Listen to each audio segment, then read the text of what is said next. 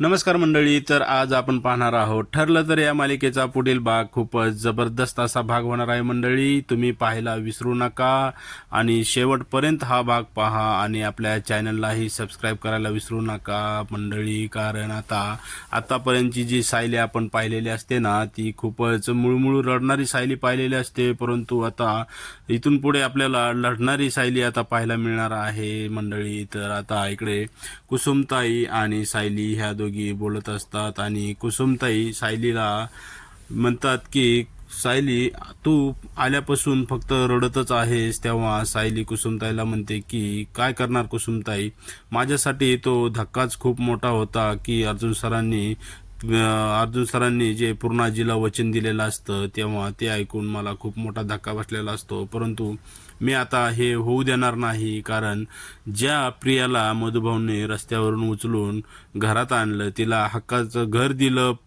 प्रेम दिलं, माया दिली, त्याच कटकारस्थानी मुलीने मधुभाऊंना खुनाच्या खोट्या गुन्ह्यामध्ये जेलमध्ये पाठवलं आणि आता तिची वाकडी नजर तर माझ्या मंगळसूत्रावर पडली आहे आणि जे अर्जुन सरांच्या नावाचे काळे मणी घालण्याचा अधिकार फक्त माझा आहे. आता हे ऐकल्यानंतर कुसुमताईला सायलीचं खूपच कौतुक वाटत असतं, कारण जी रडणारी सायली असते ती आता लढायला तयार झालेली असते. आणि आता कुसुमताई सायलीला म्हणते की सायली, तू पूर्णाजीच्या तब्येतीचा तरी विचार केलास ना? तेव्हा सायली कुसुमताईला म्हणते की हो कुसुमताई, मी पूर्णाजीला पाहून आले आहे. आता त्या ठणठणीत आहेत आणि आता त्यांची तब्येतही ठीक आहे, परंतु त्यांच्या तब्येतीला खरा धोका तर ह्या प्रियापासूनच आहे आणि त्यांच्या कुटुंबाला सुद्धा खूप मोठा धोका ह्या मुलीपासून असणार आहे. त्यामुळे आता मी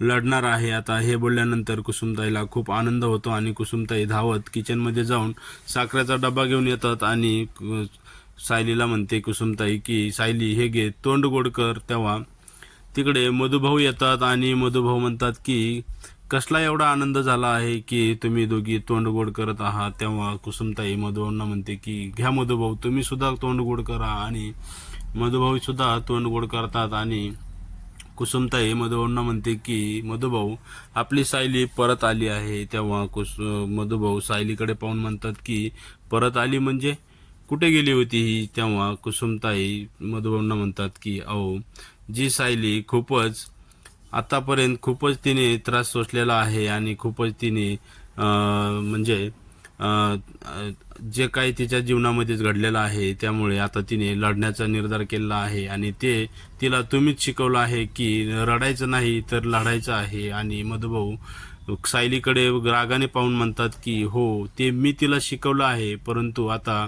तिची खरी लढाई तर ही माझ्यासोबतच चालू आहे की ती माझ्याच विरोधात आता बोलत आहे. तेव्हा इकडे कुसुमताई मधुभाऊंना म्हणते की मग ती काय करणार? तुम्हीच तर तिच्याकडून काहीतरी म्हणजे खोटे वचनं वगैरे घेता.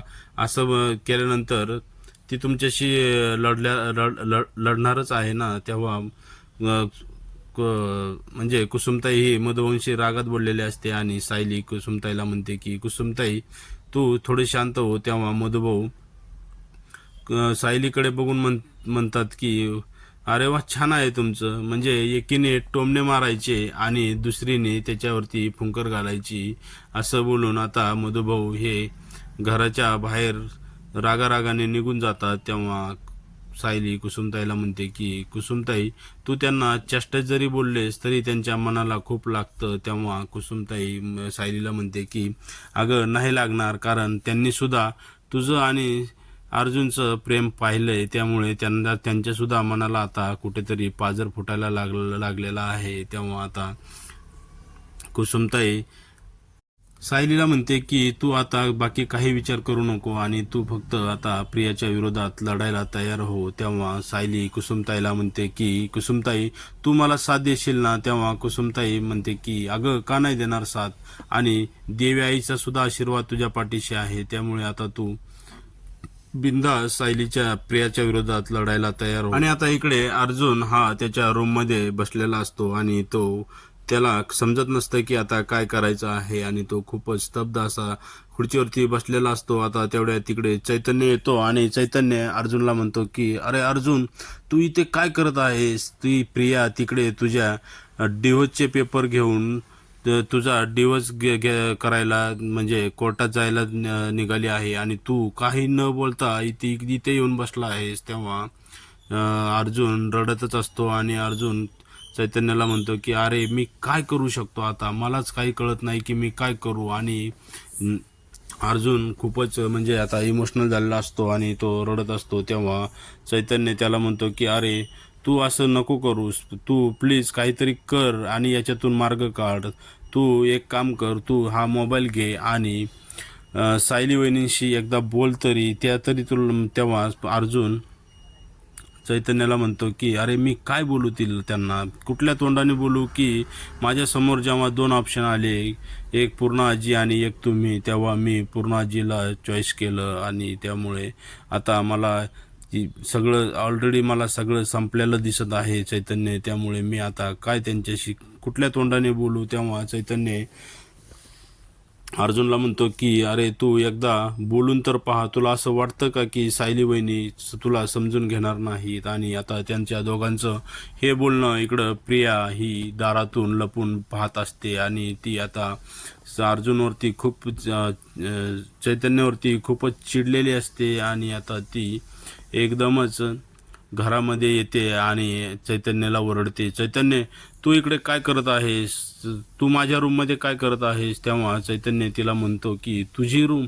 तेव्हा प्रिया त्याला म्हणते की हो, ही माझीच रूम आहे, कारण आता अर्जुन हा माझा नवरा आहे आणि माझ्या नवऱ्याची रूम म्हणजे ती माझी रूम झालेली आहे. तेव्हा चैतन्य पण तिला म्हणतो की ते आणखी झालेलं नाही आहे, तो आणखी तुझा नवरा झालेला नाही. आणि प्रिया ही अर्जुनपाशी जाऊन त्याच्या खांद्यावरती हात ठेवून अर्जुनला म्हणते की अर्जुन, मला वाटलं की तू स्वतःहून आता डिवोर्स पेपर सबमिट करशील. तेव्हा चैतन्य ओरडतो आणि म्हणतो की नाही, अर्जुन असं काही करणार नाही. तेव्हा तन्वी त्याच्यावरती मोठ्याने ओरडते आणि त्याला म्हणते की तुला मॅनर्स काही शिकवले नाहीत का रे कुणी? तेव्हा अर्जुनला आता तिचा खूप राग आलेला असतो आणि परंतु अर्जुनचा काही इलाज चालत नसतो आणि प्रिया ही चैतन्याला रागवत असते. परंतु चैतन्य सुद्धा तिला उत्तर देतो आणि तो म्हणतो की तुमच्या दोघांचं लग्न होऊ शकणार नाही, कारण जोपर्यंत सायली वहिनींचा आणि अर्जुनचा डिवोर्स होणार नाही तोपर्यंत तुमच्या दोघांचं लग्न होऊ शकणार नाही. असं बोलल्यानंतर आता प्रियाला खूपच राग आला, चैतन्याचा खूपच राग आलेला असतो. आणि आता इकडे कुसुमताई आणि सायली जेव्हा बोलत असतात तेव्हा आता मधुभाऊ हे घरामध्ये परत आलेले असतात आणि ते सायलीवरती ओरडतात आणि म्हणतात की त्या अर्जुन सुभेदारला सांग की त्यांनी माझ्या केसमध्ये का कुठेही लुडबुड करायची नाही इथून पुढे.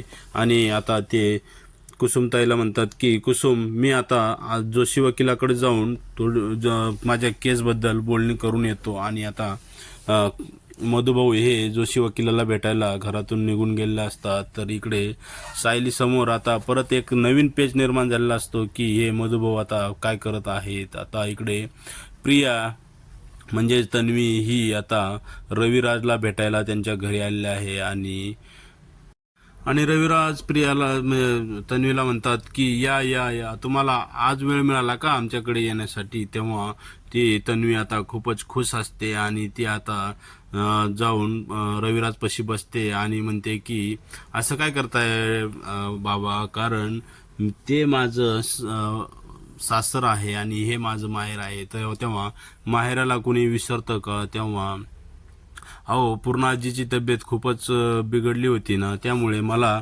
यायला वेळ मिळाला नाही. तेव्हा रविराज हे तन्वीला म्हणतात की अगं पण अचानक काय झालं पूर्णाजीला की त्यांची तब्येत एकदम अचानकच एवढी बिघडली? तेव्हा ते म्हणतात की त्यांना अर्जुनने तर काही त्रास दिला नाही ना लग्नाबद्दल. तेव्हा तन्वी म्हणते की नाही, खरं तर अर्जुननेच आता पूर्णाजीला वचन दिलं आहे की आता तो माझ्याशी लग्न करणार आहे. परंतु इकडे आणि आता तन्वी रविराजला म्हणते की मी तुमच्याकडे हे सायली आणि अर्जुनच्या लग्नाचे डिवोर्स पेपर घेऊन आलेला आहे आणि आता ही केस तुम्हाला दाखल करायची आहे. तेव्हा रविराज हे तन्वीला म्हणतात की खरी तर ही केस मला अशी अपेक्षा होती की अर्जुननेच ही केस दाखल करायला पाहिजे होती आणि त्यांनीच ती लढायलाही पाहिजे आणि त्यांनीच ती जिंकायलाही पाहिजे. तेव्हा तन्वी त्यांना म्हणते की अहो असं काय करतात, आता आमच्या लग्नाची आम्हाला तयारी करायची आहे की त्यांनी आता कोर्टात जाऊन त्याच्याच लग्नाची केस म्हणजे डिवोर्सची केस लढायची आहे. त्यामुळे मला मला हे काम तुम्हाला द्यायचं आहे आणि तुम्ही मला आता असा विश्वास आहे की तुम्ही ही केस लवकरात लवकर दाखल करून सायली आणि अर्जुनचा डिवोर्स डिवोर्स करून देताल. तेव्हा ही फाईल तर पूर्ण रेडी आहे, याच्यावरती अर्जुन आणि सायलीच्या सह्या सुद्धा आहेत, फक्त तुम्हाला याच्यामध्ये तारीख टाकायची आहे. तेव्हा इकडे आता जे प्रतिमा हे सगळं त्यांचं बोलणं ऐकत असते आणि प्रतिमा तन्वीला विचारते की तन्वी, तुला एक विचारू का, पण मला खरं सांग की खरंच अर्जुनने ह्या लग्नाला होकार दिला आहे का. तेव्हा तन्वी ही ती मला म्हणते की अगं हो, त्यांनी स्वतःहून तर पूर्णाजीला वचन दिलं आहे ना की आम्ही दोघे आता लग्न करणार आहोत म्हणून. आता असं बोलून आता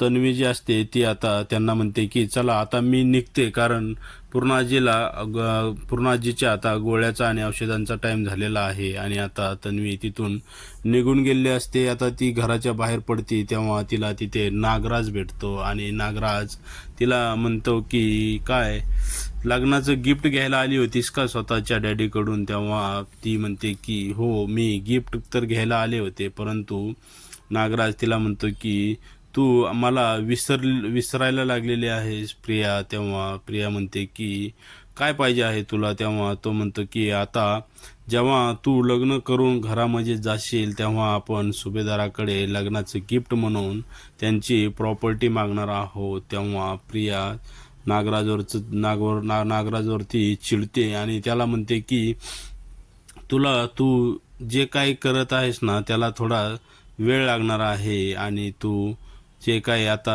हे एवढं म्हणजे एवढं याच्यामध्ये जे राहत आहेस ना ते त्यांच्याच जीवावर राहत आहेस. तेव्हा आता नागराजला सुद्धा प्रिया धमकी देण्याचा प्रयत्न करत असते, परंतु नागराज ही तिला काही घाबरत नसतो आणि तोही तिला धमकी देतो की तू जर माझं नाही ऐकलंस आणि मी म्हणेल तसं जर तू नाही केलंस तर मीही तुला सगळ्यांसमोर आता उघडी करणार आहे. आणि मंडळी आता आपल्याला पुढील भागामध्ये पाहायचं आहे की प्रिया ही आता सायलीला भेटायला तिच्या घरी जाणार आहे आणि ती डिवोर्स पेपर सुद्धा सोबत घेऊन जाणार आहे. आणि ती आता तिच्या सायलीच्या घरी गेल्याच्या नंतर सायलीला जेव्हा प्रिया ही दारामध्ये दिसते तेव्हा सायली प्रियाला असं दाखवत असते की तिला आतापर्यंत काहीच समजलेलं नाही आणि सायली खूपच खुश अशी तिच्या समोर म्हणजे खुश आहे असं दाखवत असते. आणि सायली प्रियाला म्हणते की अगं प्रिया, तू कधी आलीस आणि किती दिवसांनी भेटत आहेस, ये आत तर ये. आणि तिला आता आत बसवते. तेव्हा प्रियाच्या मनात येतं की हिच्या डिवोर्सबद्दल म्हणजे अर्जुनच्या आणि हिच्या डिवोर्सबद्दल हिला काहीच माहिती नाही आणि प्रिया खूपच खुश असते. आता प्रिया ही सायलीला डिवोर्स पेपर दाखवणार असते आणि ती सांगणार असते की अर्जुनचं आणि तिचं लग्न होणार आहे. तेव्हा आता पुढील भागात आपल्याला हेच पाहायचं आहे की सायली आणि प्रियामध्ये आता खूपच जबरदस्त असा ड्रामा पुढे आता पाहायला मिळणार आहे. आणि एक नवीनच वळण आता आपल्याला पुढील भागामध्ये पाहायला मिळणार आहे की रविराज हे सुद्धा आता अर्जुनला परत एकदा विचारायला आलेले असतात की खरंच अर्जुन, तू मनातून हे लग्न करतोस की नाही. तर आता पुढे अर्जुन सुद्धा रविराजांना काय उत्तर देतो हे आता आपल्याला पुढील भागात पाहायचं आहे. तर प्रेक्षकांनो, तुम्ही आपल्या चॅनलला सबस्क्राईब करायला विसरू नका. धन्यवाद.